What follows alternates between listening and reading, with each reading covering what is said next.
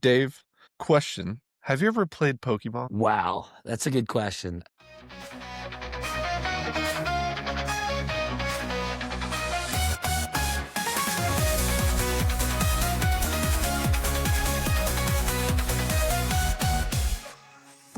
Obviously, growing up in the 90s, yes, I definitely played Pokemon, specifically when the games came out, as well as also the early on card games. Funny enough, I guess maybe this is brief flashback into maybe one of the reasons I maybe became a shop owner. But my mom came into my bedroom years ago, and I had like three cell phones going at the same time. She's like, "Where'd you get all these cell phones?" I'm like, "Oh, the corner store." And I was actually running a Pokemon card business out of my room. Yeah. So I was buying and selling and trading cards, and all this stuff like that. So I guess I've always kind of had a little bit of a hustle mentality. Well, Dave, I have to tell you, today is a game day. I have a game set up for us. We are going to be playing a Pokemon style game that I have designed. So, something that I watch every once in a while, like every day, is I watch Pokemon YouTube videos where essentially, right, in Pokemon, you have 3 starters. So, you pick one of the starters and they come onto your team. Well, they have these videos where they pick a full team of Pokemon out of like multiple sets of 3 starters and it's all randomized and then they battle. Well, today I have designed our own version of this game where you and I, here's the rules. Everybody at home, you guys can play if you're driving to work or whatever. I want you guys to really think about this because it's going to be really fun. You are going to have a random set of 3 vehicles that you have to pick from. Each vehicle that you pick is going to go onto your team. We are going to make a team of 6 cars. That is going to be our garage. Once we have our full garage of 6 cars, you and I are going to pick a car at random from our team to race each other. And I'm going to have ChatGPT determine the Nürburgring times to determine who wins the race. Ooh, okay. And it's actually going to narrate the race between our 2 cars and then give us the times at the end. So this took a little bit of mathing because something about the Nürburgring that's very interesting is that they have the legacy ring, which was 20.6 kilometers long. And then they have what people now call the full length ring, which is 20.823 kilometers long. So there's a difference in times because the track used to be shorter. A lot of semantics about the Nürburgring. Yeah. So what I have done is I told ChatGPT to big brain it and figure out the math behind how to make all of the like any car that raced the 20.8 kilometers. It has to figure out the math of how much like time per kilometer and then backtrack it so that if they did a 20.823 kilometer time, now it's going to do the math of what it did at 20.6. So Okay. everything is going to be on legacy time. That's how I've done. But everything's going to be a fair, even keel playing field. Yes. Everything because some of the cars I wanted to include, they only had a 20.832 time. And so I wanted to be able to include them. So I had to do the math. It's about 1.1% longer. And so it's taking that 1.1% and it's pulling it off the time. And that's how we're ending up where we're at, if anybody wants to know the math. So, like I said, the rules of the game are you and I are going to pick cars back and forth to create our garage of 6 total cars. Then after every pick, we will immediately go to the racing segment of this. All cars have been factually checked for the Nürburgring times, and if they are set different, they have been calculated to be right. ChatGPT will not reveal any lap times, so I also don't have any information. I don't know lap times. It will reveal them after it narrates the race of what is going on between the 2 cars. Okay. You and I will be picking cars to race each other without knowing what each other are picking. So you have to think what car you're going to send out because you don't know what car I'm going to send out from my team. So I would say when we get to the point where you're picking cars, you might want to take your phone out and just track what cars you have in your garage, just so that way you can choose which car you want to send in. So let's begin. I'm going to tell ChatGPT game start, and it's going to send me the first set that we have to pick from. So, Dave, your first set is God tier Japan. You have a 1999 GTR R34. You have a 1998 Mark IV Supra, and you have a 1998 22B STI. And I have to choose from one, right? You have to choose from one. Well, I hate to say it, I'm probably gonna pick the GTR. The GTR. Okay. Over the Mark IV Supra. Yeah, I guess that makes sense, right? I mean, I think the 22B is kind of off the table power-wise, but I think that like when you think about it, I guess the GTR would be the better track car, I would say. I just have to pay, you know, homage to that, what Nissan really did with the GTR as a platform. And they really broke the mold, in so many ways. And they really said, we're going to throw away convention. We're going to start, and again, it wasn't the first or, generation to say they had everything because, they were constantly evolving and technology evolves and they further looked at what they could do with the platform. And so I think that the GTR has always been a platform of, what can we do? Yeah.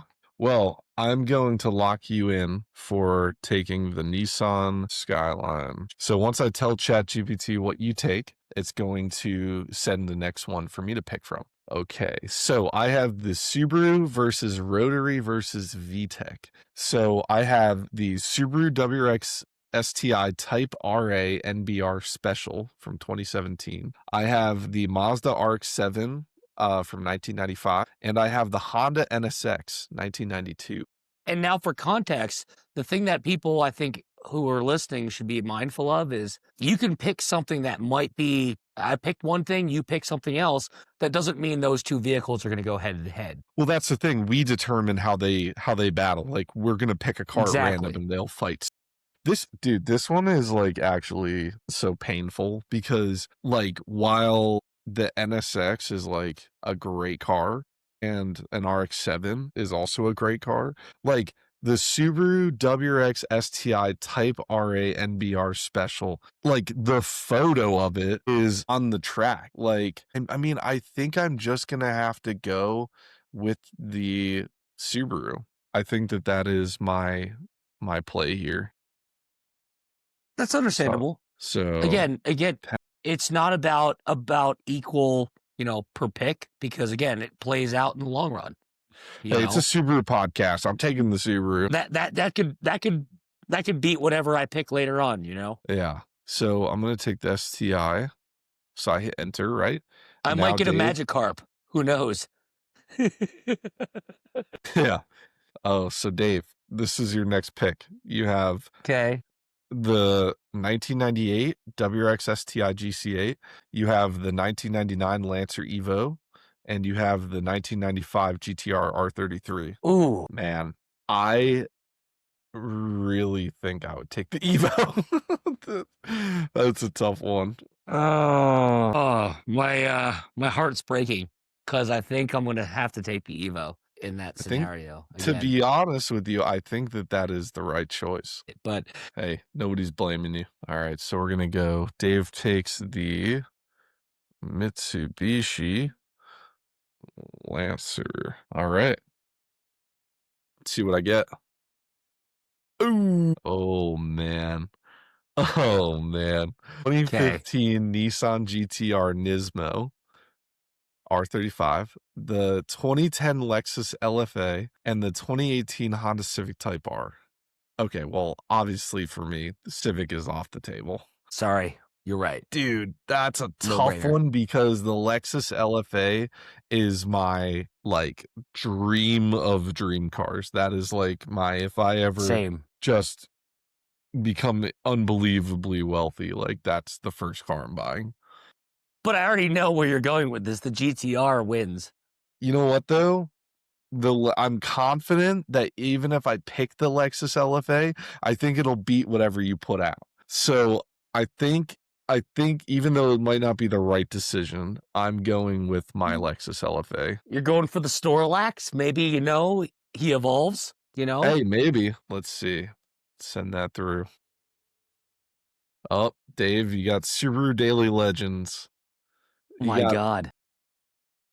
You got a 2004 Forester XT. You got an 05 Legacy GT and a 02 Toyota Caldina GT4.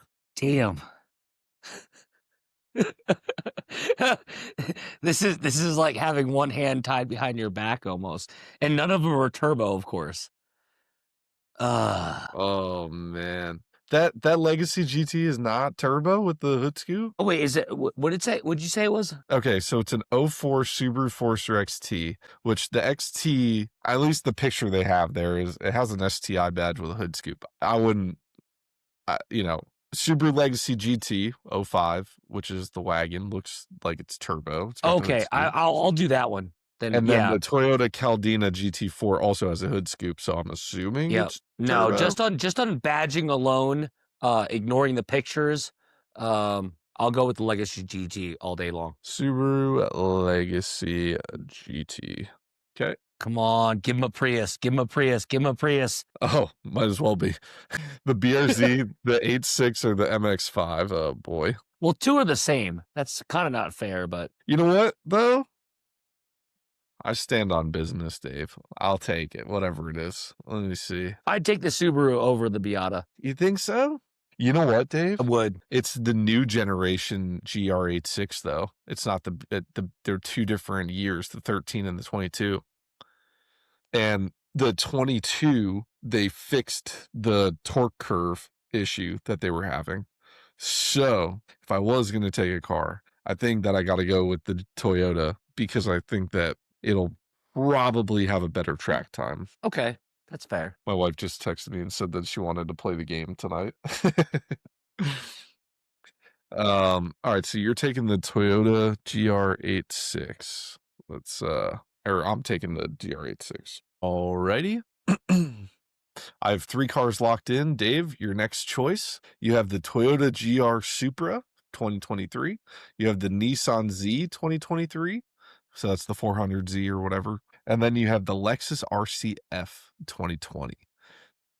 Man, that's a tough choice. That Lexus RCF is actually probably the fastest option. I'm gonna say the Lexus.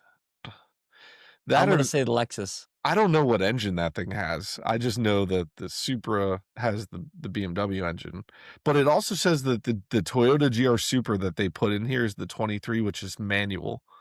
And then the Nissan Z that they have listed, it says it's the RZ34 Performance Edition, whatever that means. So I don't know I'm if that takes it. still gonna go with my gut and take the Lexus. All right. Dave takes the Lexus RCF. Okay. Pick confirmed. You got 4 cars on your team, Dave. Ooh, Rally DNA without apology. Subaru WRX STI VA 2018. So that's my car. I feel obligated. Mitsubishi Lancer IX 2006, one of my favorite cars, and the Ford Focus RS 2017. I also really love me a Focus RS, so this is a stupid hard choice. So Dave, the Focus RSs, are those front wheel? I'm not sure. Because I know that if I'm remembering correctly, right, towards the end of the Focus RSs, they had drift mode. That was an option in it. And that was the whole big debacle that happened where these Ford Focuses were going off the road because people put in drift mode and didn't know what they were doing. So I don't know. I feel like it really can't be front wheel if that's maybe I doubt they're rear wheel though. I feel like it's gotta be I just looked it up and it is all-wheel drive. I did not look up any power numbers or anything like that. I don't really know what the Focus makes, but I'm going to just stick with my car. I have a 2019 WRX, so that's my body style. So I'm sticking with the Subaru. That's the right call. I don't know. That Evo is looking pretty spicy though. All right, Dave, next pick. Weird but legendary. Here you go. You get a 1992 SVX, you get a 1991 Mazda Cosmo 20B, and you get a 1998 Nissan Stagea 260 RS. Oh, damn. You're putting me in a corner here. Have to go with the Nissan. I actually think that is the right choice. What I know about, yeah, I just don't know what a the Cosmo Nissan. 20B is. I'm not really sure. ChatGPT's pulling it out of the woodwork here, but let's see. So you're gonna go with the Nissan, right? Write it. Dave takes Nissan Stagia. I don't know if that's how you say it, but 260 RS. All right, Dave, we're down to the last two picks, buddy. Ooh, touring car energy. Oh God. Ooh. Subaru 2003 Blabli WRX GD chassis. It says WRX, but it does not say it's an STI. And that's annoying. Again, it's the I guess the nuance of, you know, AI. Yeah. Well, it might actually just be the WRX because if you look the Honda Integra Type R, Yeah. 2002, so that's like the RSX Type R, like whatever, and then the BMW M3 from '01. Mm. Now, when I first put this together, it was giving me all Mercedes, BMW, and Porsche cars to pick from, but I wanted it to be more Japanese based for, the guys who watch this. But I'm taking the M3. I don't care. Yeah, that's the right choice, I think. I just feel like it's probably the more tried and tested Nürburgring car. You know what I mean? Yeah. All right, Dave, pick 11. Oh, man, that's a couple good picks there. Subaru WRX 2022, the VB, 2023 Toyota Corolla GR, or the 2022 Audi RS3. Hmm. Man, That's really I, tough. I know that the VB looks like a good option, but that I RS3, think the out. I think the Audi. yeah, I think that's the right choice. Audi RS3. All right, last pick, Dave. Here we go. Oh, give me the LFA again. All right, so I'm going to just not take the LFA because obviously I already have one. Um, But I'm that could be interesting. Just saying that if you could have two, in theory, yeah. I mean, that's a really interesting proposition. That yeah. I just feel like I want it to be. I don't want there to be any repeats. no, I know. I just think it's interesting though that it gave you the option because you know what, from a like you said, we don't know what we're picking. It's kind of Yeah. a crapshoot. So I have no idea what a 2010 Gumpert Apollo Sport is. And looking at the picture of it, it looks like a very janky built Bugatti looking thing. But the Chevy Camaro or the Chevy Corvette C6 ZR1, that sounds like a Tried and true. pretty, yeah.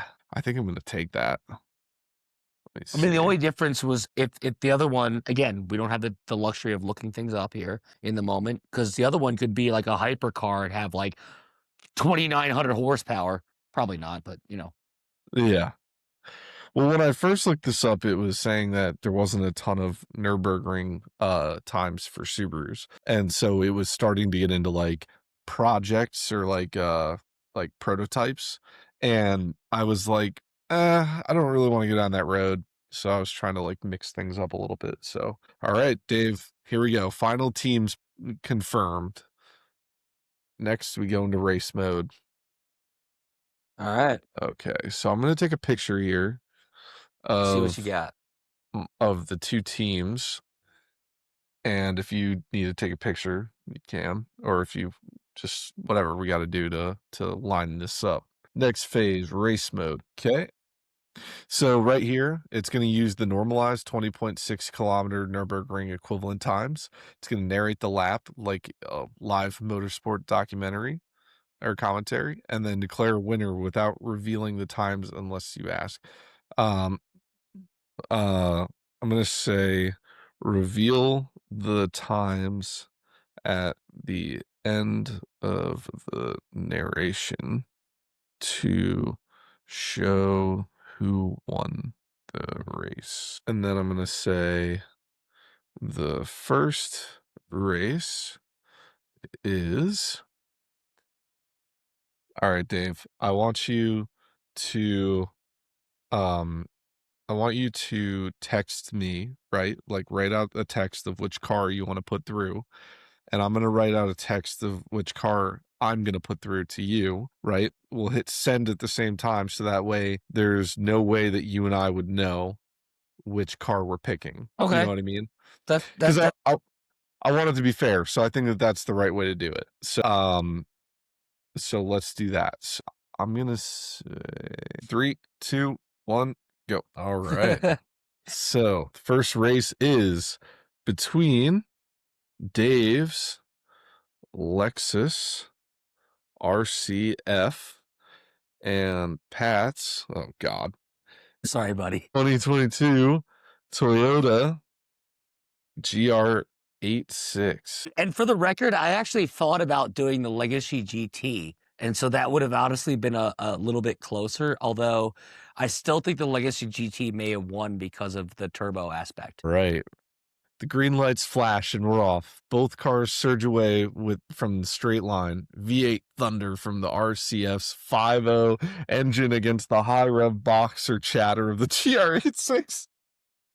Oh no. The 5-liter Oh, V8, sorry. the thunder. Oh my gosh. Sector 1, the Northcliffe North Loop. Lexus Grunt gets into the first corners with authority. Momentum through the quick left rights is impressive for a coupe with luxury heft. The GR86, light and nimble, is already fighting to stay in the Lexus's wake, clipping the apexes with pure balance. God, this is like an episode of Initial D where like I'm the underpowered, like I'm just trying to keep up, like, I'm in the drainage trying to like cut the corners. Oh my God. Section 2, the midsection twisties.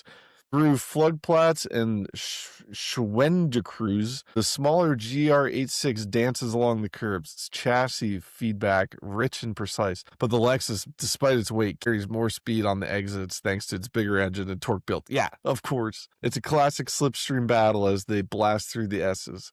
Sector 3, towards Dottinger Ho. Now on the long uphill run, the RCF begins to flex its muscle. The naturally aspirated V8 sings as it winds towards the red line, and by the time either car reaches the back straight, the Lexus starts edging ahead. The GR86 is tenacious, staying within shouting distance thanks to corner speed and rotational balance, but the straight line advantage is growing. Final corners, we complete the lap. Navigating the final sequence, both drivers are committed. The GR86 uses its feather-light feel to rotate beautifully. The RCF's momentum is hard to deny as it sweeps through the last bends. By the time they cross the line, the Lexus has a clear edge. Its blend of power and composure proving decisive when it counts. Reveal, the Lexus RCF Track Edition approximately did the whole track in 8 minutes, 7 seconds, 28, or whatever. Yeah. Well documented, super test time for the RCF Track Edition. The 8.6 is 8 minutes, 27 seconds. That makes sense, right? 8 minutes, 27 seconds? Yeah. Well, dude, there's a 20-second lap difference between the two of us. So you just absolutely smoked me. Yeah, 20 seconds faster. There we go. It's those straights inherently. Yeah. I mean, it's just it's a testament to where honestly it may have been more neck and neck a little bit, even with what I said earlier about choosing potentially choosing the Subaru Legacy GT. Even though I have the turbo aspect and the straights, I may have pulled away from you a little bit more, but the handling would have been a little bit closer because yeah, there's no way a wagon's going to handle the same way as, and again, we're assuming it's a wagon version because it could be a sedan version. But yeah, I think the Subaru probably would have won. Yeah. Well, Dave, it's time for our Jesus. next race. All right. And we can't use the same cars. No, can't use the same cars. Just being clear on the rules. All right. Let's see. Okay. Ready when you are. I think I know. All right. Ready? 3, 2, 1. God damn it. God damn it. So the next race will be between Dave's Nissan Stagia. I'm so excited for this. And Pat's C6 Corvette. Here we go, Dave. Oh, it's so bad. It's going to be so bad. If you thought the last one was going to be bad, oh. Okay. Let's go green at the green hell. Dave's Nissan blasts off the line with that familiar RB26 growl, a turbocharged 2.6-liter inline-six all-wheel drive. Pat's Corvette C6ZR1 answers with a deep V8 rumble. I was gonna say, Supercharged sits there for like a minute and a half and waits for me. Yeah, supercharged LS9 grunt and rear drive fury. Oh my gosh, this is gonna be amazing. This is gonna be so bad. All right, Sector 1. Stygia uses its all-wheel drive traction to claw out of the first corners and with confidence. The torque split keeps it hooked through the S's while the Corvette's raw horsepower is tempting to unleash on the front straight. The Stygia's balance and planted nature makes it hold speed in the tighter sections. It isn't afraid to hustle. The Corvette, however, isn't there to play defensively. Its wide stance and magnetic ride absorb the bumps, and once the driver gets on the gas, the LS9's supercharged power begins to pull away. Sector 2, midsection push. Through floodplats and the Flansgarden, the Corvette is letting its V8 sing, throttle modulated with precision and carrying pace through the midsection and composed weight transfer. The Stygia hangs on admirably, its all-wheel drive keeping it competitive through the turn sequences, but the relative horsepower delta is starting to show as the Corvette builds a little gap. Let's go. Sector 3. Final sector. On the long uphill run, the Corvette begins to stretch its legs. The straight line speed advantage, a testament to displacement and forced induction, becomes obvious as it rockets past the Nissan. The junkyard jewel Stygia refuses to quit, but on the fast parts of the ring, the Corvette's momentum is decisive. In the final corners, the Corvette's braking bias and aerodynamic stability allowed to re-enter with authority, crossing the line ahead. Let's go. Oh, Dave. Dude, that's actually not too bad. That's accurate. Very accurate. I'm actually surprised though the Nissan stayed in contention for the beginning. Yeah. You know what? Did I mess this up? No. Oh, that's weird.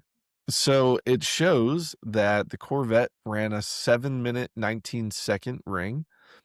And looks like the Nissan ran a 7.25. So not too bad. All right. Respectable. It says for some reason that I have 2 wins, but I'm going to just say Dave's car Or tied. Dave's Lexus won the first race. So it should be 1-1. 1-1. Also, the next race is between Dave's. There we go. Let me get my car ready here, Dave. Oh, I'm already ready. Man, And I'm not bringing out the big guns just yet, or maybe I am. Who knows? I sent mine. Send it. Fuck. Oh, this is gonna be interesting. So This the will race be is interesting.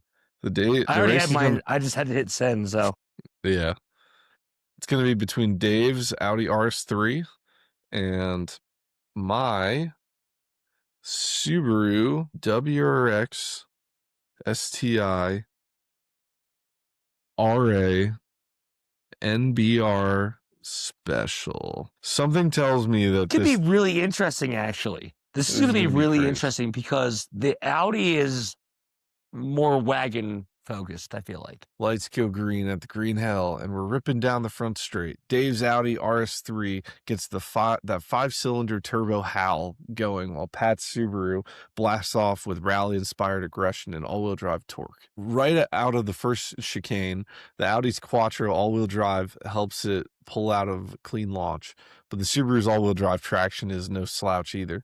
Through the quick left-rights, the RS3 is poised and eager, calmly maintaining momentum, but the Subaru's boxer rumble and aerodynamic package keeps it close, especially through the tighter sections where its stability pays off.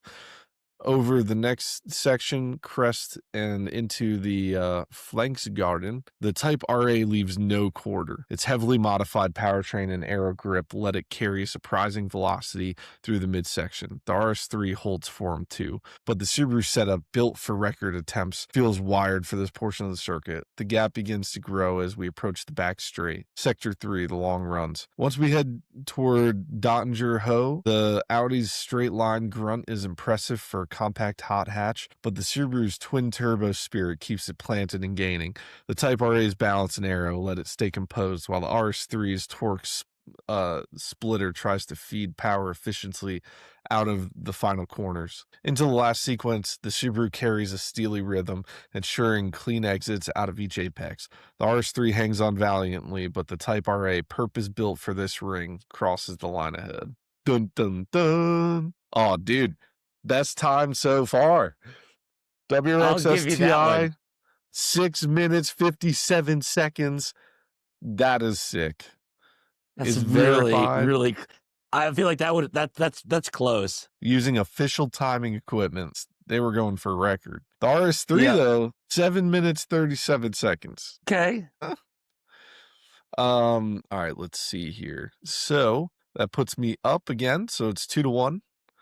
And right now the margin um is about 40 seconds. Let me see. All right, Dave, into our next race.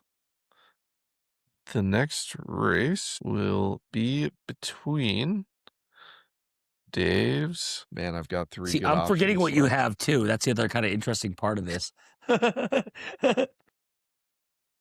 So I'm trying to remember what you have left. All right. All right, Dave, I know what I'm putting in. All right, I'm ready. All right, Ready? 3, 2, 1, go. Oh, that's a good one. Oh, that's another good one too. So it's going to be Dave's Mitsubishi Evo and my BMW M3. Oh man, this is going to be a good one. Let's see what we get. Dave's Mitsubishi Lancer versus Pat's BMW M3. The lights go out and both cars launch hard into the ring. Opening sector. Dave's Mitsubishi Lancer 1999 explodes off the line with classic rally urgency, turbo spooled, all-wheel drive biting instantly, while Pat's 01 E46 counters with a smooth, naturally aspirated inline 6 scream, putting power down cleanly but cautiously. Technical opening. Through Hatzenbach, the Evo immediately shows why it's born from WRC homologation. Its point and shoot precise, clawing itself out of corners and aggression. The BMW is beautifully balanced, but it needs space to work, and space is something the Evo is not giving it.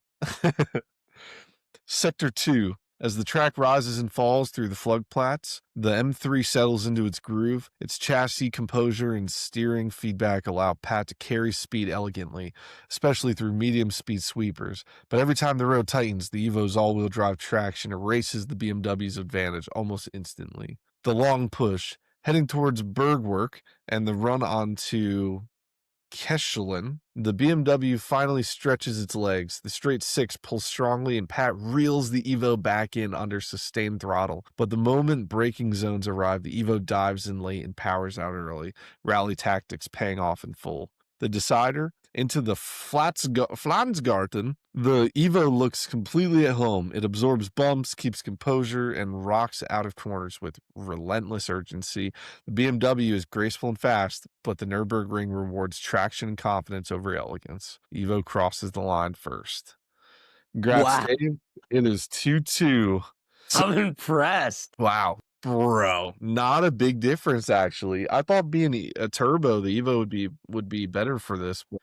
The Evo comes in at 8 minutes and 10 seconds, and the BMW M3 comes in at 8 minutes 22 seconds. This just comes down to our last 2 picks here. Yep, Honestly, it really does. that's amazing. Oof. So Okay. it is 2-2. I know what 2 cars I have left. I have no idea what 2 cars again you have left. Let's see. Okay, let me get my next pick ready. I'm ready. You know, I haven't seen Yeah. yours. I haven't been looking at your list either, so I'm just like picking at random. Like, all All right, right, I'm ready. 3, 2, 1, go. Said. Oh, It's all right. that's You get this one. That's amazing. Well, Subaru people out there, you guys are gonna enjoy this one.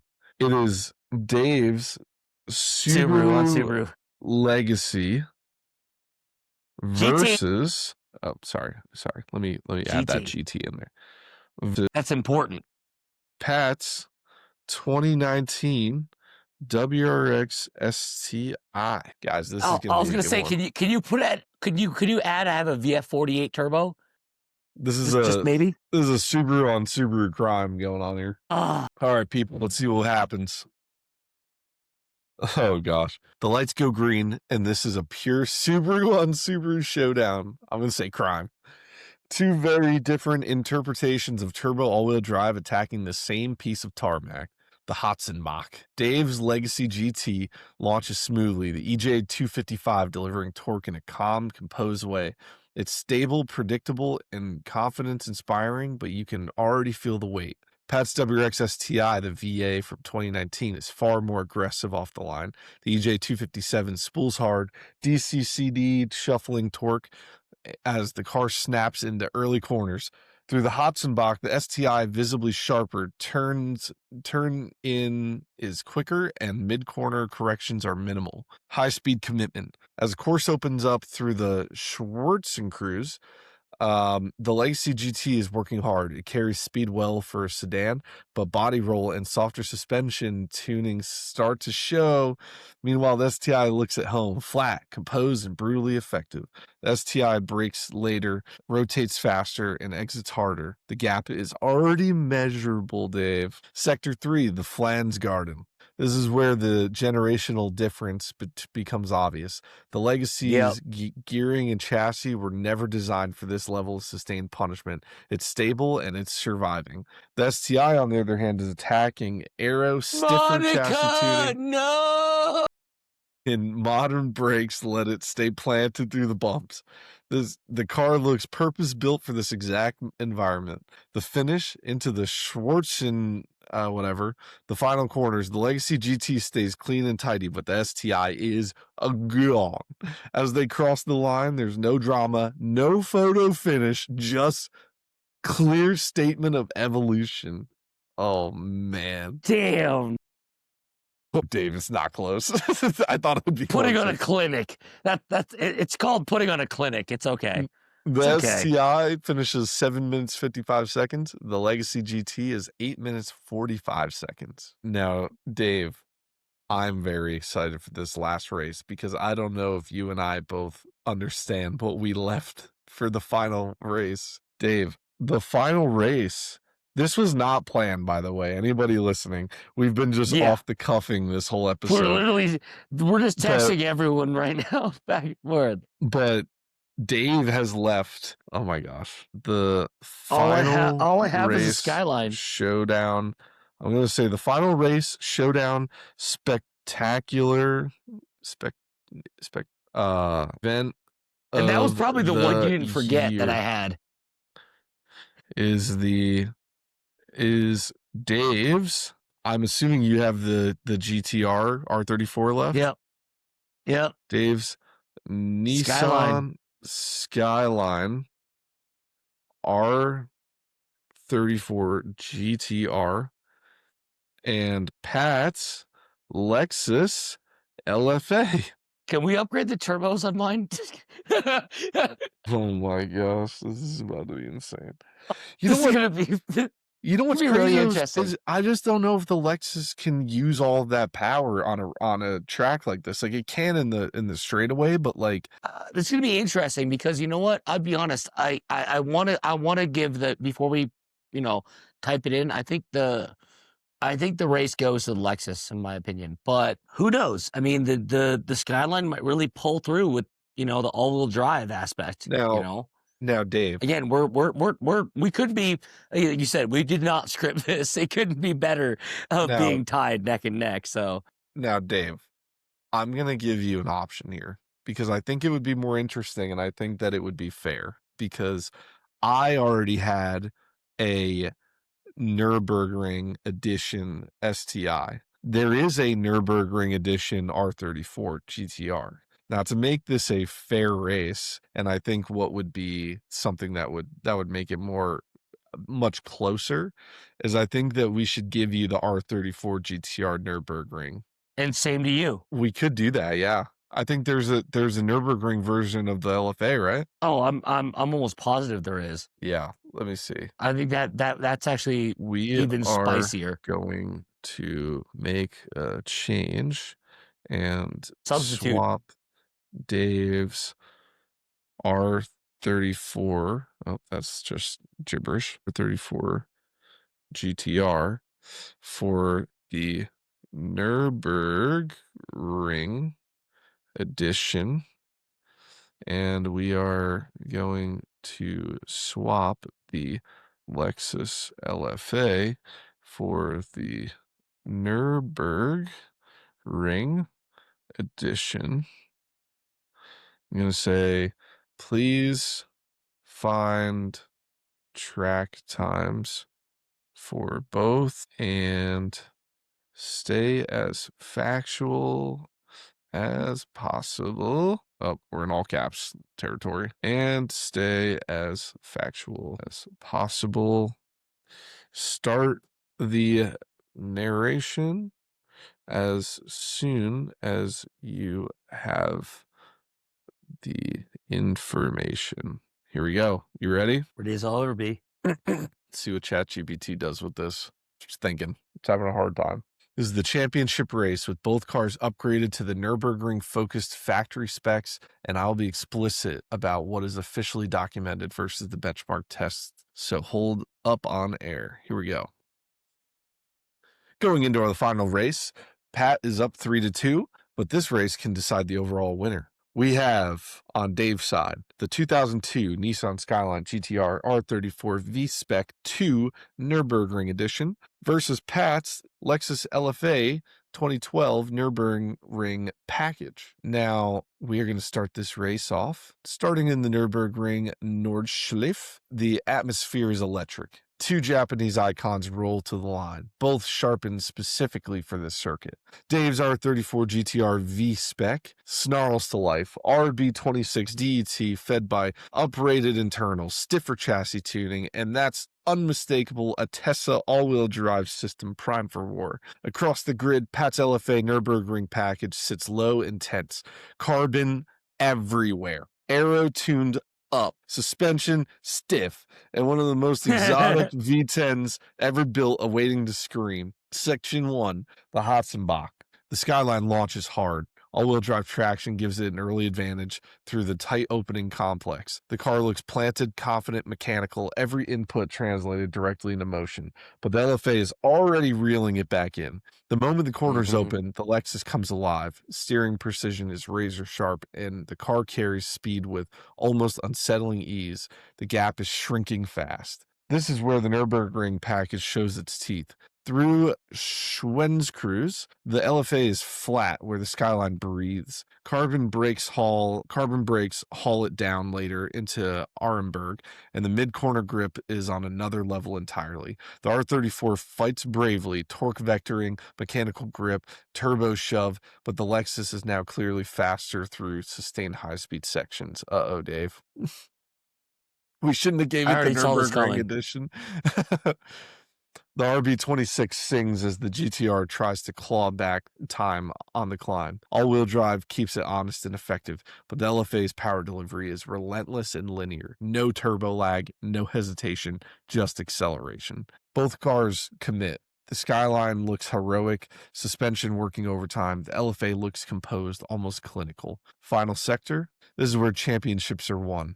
The LFA attacks with fearless commitment. Aero stability keeps it glued. The V10 howls as it rockets towards the final straight. Skyline is still fast, very fast, but it's running out of answers. The Lexus stretches its legs and never looks back. The LFA crosses the line first. Let's go. Dude, The that's LFA is a clear answer, though. I good. think even if I think we could have replayed that without the Nürburgring editions, and it still would have been the same. You know what? I could ask it after this, see what the times would be. I think it still would have been the same. I think the LFA would have cleaned up. Dude, you know what's crazy though? The Nürburgring Edition STI was like 20 seconds faster Wow. than the LFA Nürburgring package. That is a V12 with a package made for this track, and it was Well, and I 20. think that it's also a testament to time, though. You know what? With time and innovation, more technology advances, and next thing you know, you end up with something that's just faster. Yeah. Let me see. That's amazing. We'll have to do this again because it says that we can do a season 2 rematch with weather modifiers, tire rules, or era-based classes. I love this. This is amazing. Are you gonna go for wet? Are you gonna go for dry tires? Let's go. Um, yeah. So let me just ask it real quick.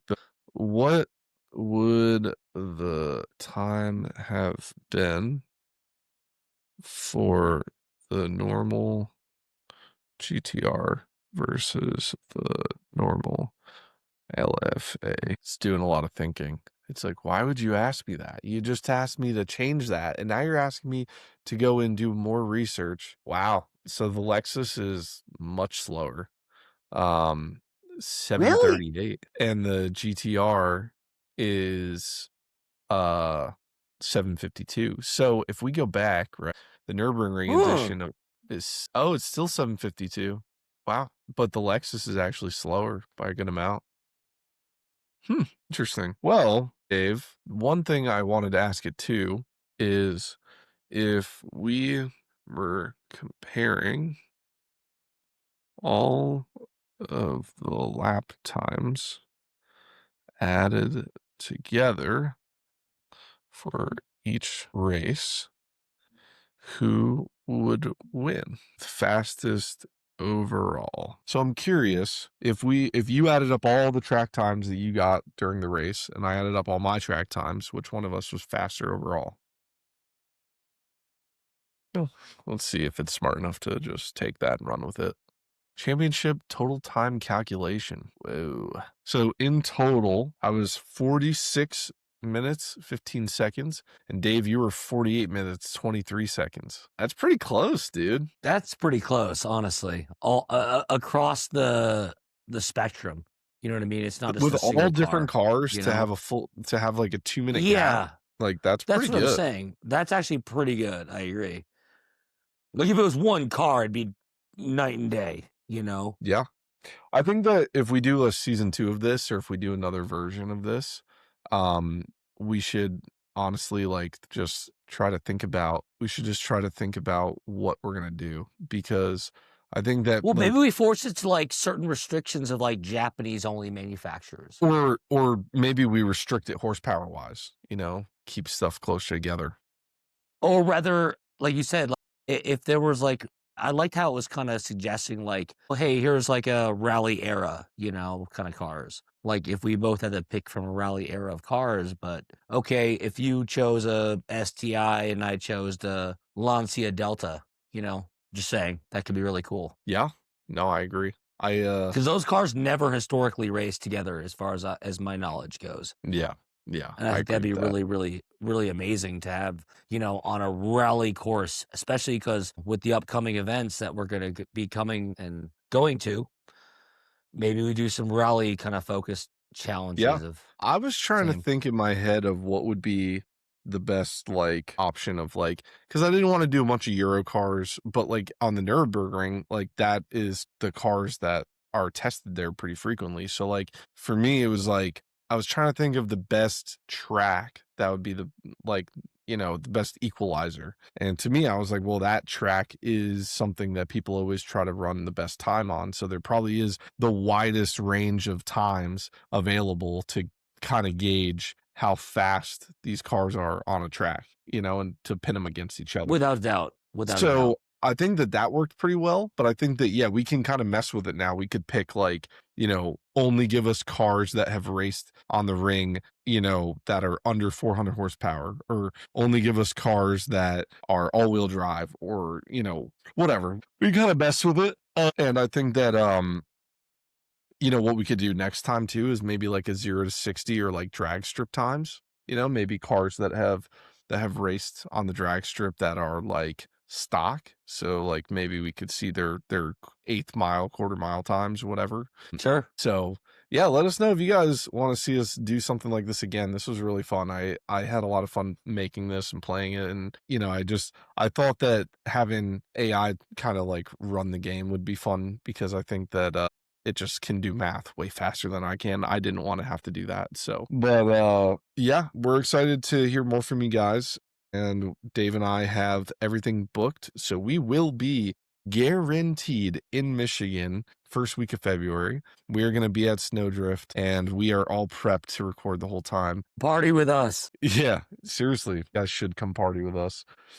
We're trying to up the production quality here. We've got our editor. We're doing more with trying to make things better with the cameras and everything else. We're hoping that this video we put together of the Snowdrift trip is going to be really exciting for you guys, and we're going to try to take our time and do a really good job with that. We'll do lots of short content too, like short reels and things like Yeah. that. Yeah. Definitely be sure to be following because we'll be doing a lot of not just like podcast type stuff, but just, other related stuff Yeah. that will definitely be posted up. That is the plan. Hang around with us. We got way more fun stuff coming. Dave and I are going to try to do more games like this. We did have our first, I forgot to mention, we had our first live stream in the Super Mechanics group, and it went great. We had a lot of input. People were sending us messages, asking us questions. We had Clint Sommerfeld on live with us, and I am going to, sorry, oh gosh, I'm going to find a way. I'm going to look into it. The call-in feature, it seemed like you had to make a Riverside account to even be able to do that, and it just seemed too complicated. I'm going to find a way to have a phone number that people can call into, and then you and I will just take their questions live, and we'll answer them, and we'll be able to kind of tackle it that way. So, Yeah.